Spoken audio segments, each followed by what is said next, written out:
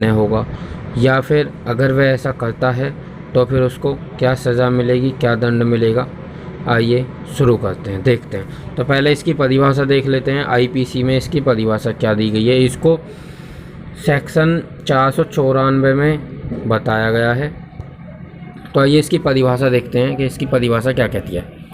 परिभाषा कहती है, जो कोई पति या पत्नी के जीवित होते हुए किसी ऐसी दशा में विवाह करेगा जिसमें ऐसा विवाह इस कारण शून्य है, जिसमें ऐसा विवाह इस कारण शून्य है कि वह ऐसे पति या पत्नी के जीवन काल में होता है, वह दोनों में से किसी भारतीय के कारावास से जिसकी अवधि 7 वर्ष तक की हो सकेगी और दंडित किया जाएगा और जुर्माने से भी दंडनीय होगा।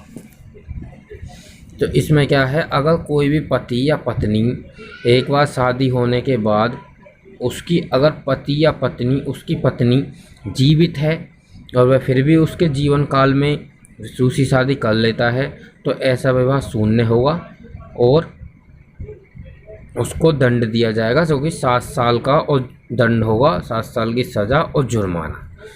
परंतु इसमें कुछ अपवाद भी दिए गए हैं कि अगर वह ऐसा कर भी ले तो विवाह मान्य हो जाएगा। किस कंडीशन में मान्य हो जाएगा, आइए देखते हैं।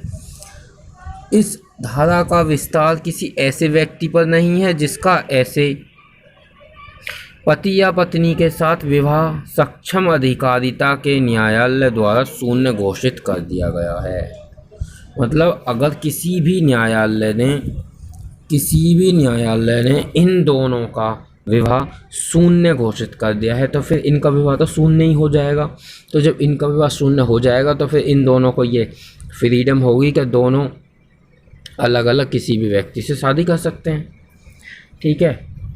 और ना किसी ऐसे व्यक्ति पर जो पूर्व पत्नी या पत्नी के जीवन काल में विवाह कर लेता है। यदि ऐसा पति या पत्नी उस पश्चातवर्ती विवाह के समय ऐसे व्यक्ति से 7 वर्ष तक निरंतर अनुपस्थित रहा हो और उस काल के भीतर ऐसे व्यक्ति ने यह नहीं सुना हो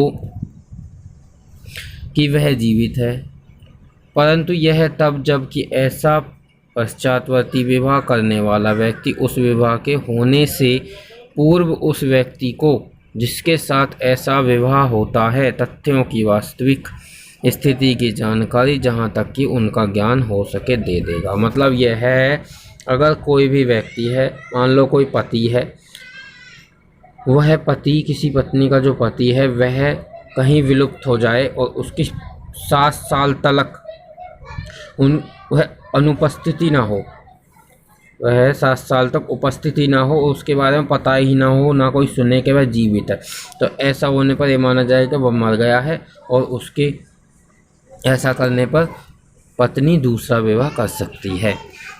आइए अब देखते हैं कि एक इस धारा का जो 494 में जो धारा दी गई है, जो दूसरा विवाह, द्वैव विवाह बताए गए हैं, इसके होने के लिए एसेंशियल एलिमेंट क्या क्या होंगे, आवश्यक तत्व क्या क्या होंगे, कब एक विवाह द्वैव विवाह माना जाएगा। आइए देखते हैं।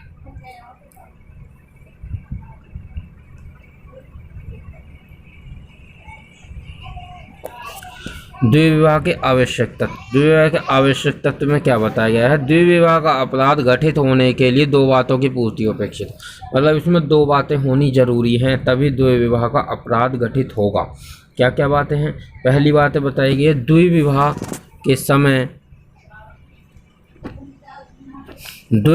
के समय प्रथम पति या पत्नी का अस्तित्व में होना अर्थात जीवित होना। मतलब जो द्विविवाह हो रहा है उस टाइम पे पहला पति या पत्नी जिससे पहले शादी हुई है वह जीवित होना चाहिए, उस टाइम पे अस्तित्व में होना चाहिए।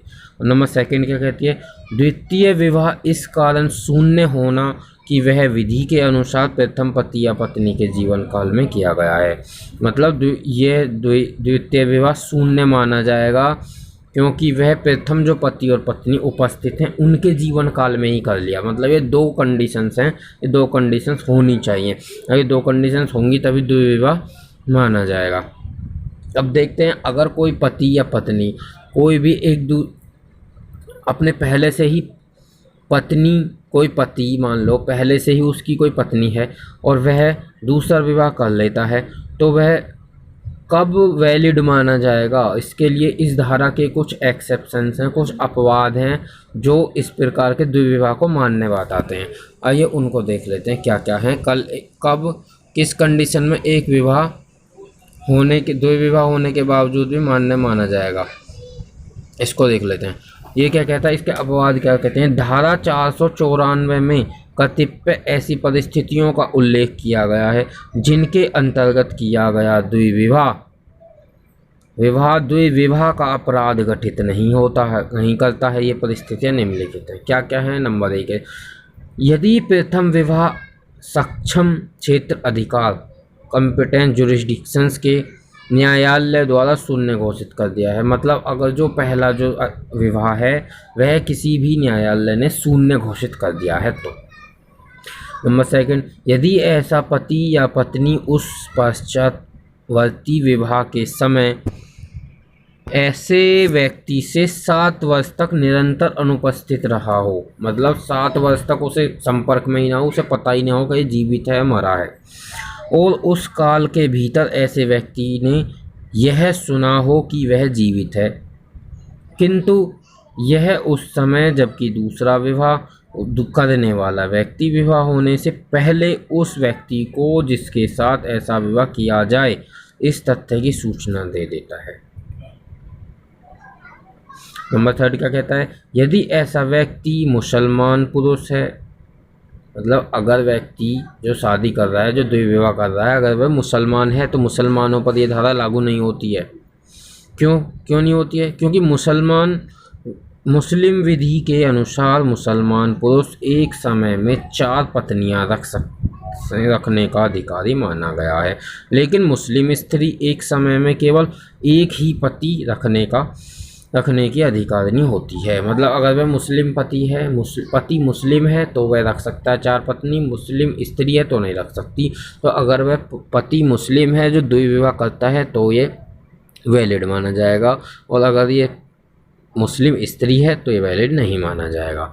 अब ये जो इस प्रकार का द्विविवाह वाला जो केस होता है, अगर ये जो अपराध है ये होता है इसमें कॉम्प्रोमाइज़ हो जाता है, दोनों में समझौता हो जाता है, इनमें दोनों में समझौता करा दिया जाता है। मान लो कि किसी पत्नी ने पति के जाने के बाद दूसरा विवाह कर लिया और पति ने भी किसी और से विवाह कर लिया, तो दोनों का कॉम्प्रोमाइज़ करा देते हैं। तो इस प्रकार से 494 बताती है कि अगर जो कोई भी पति या पत्नी किसी व्यक्ति अपने पति या पत्नी के जीवित होते हुए भी किसी दूसरे से विवाह कर लेते हैं, तो इसको दुर्विवाह कर लेते हैं, तो उसके लिए दंड का प्रावधान करती है, जो कि 7 साल का बताया गया है और जुर्माने का बताया गया है। आई होप आपको समझ में आया होगा। वीडियो को लाइक करें, शेयर करें, कमेंट करें और चैनल को सब्सक्राइब करना ना भूलें। ओके।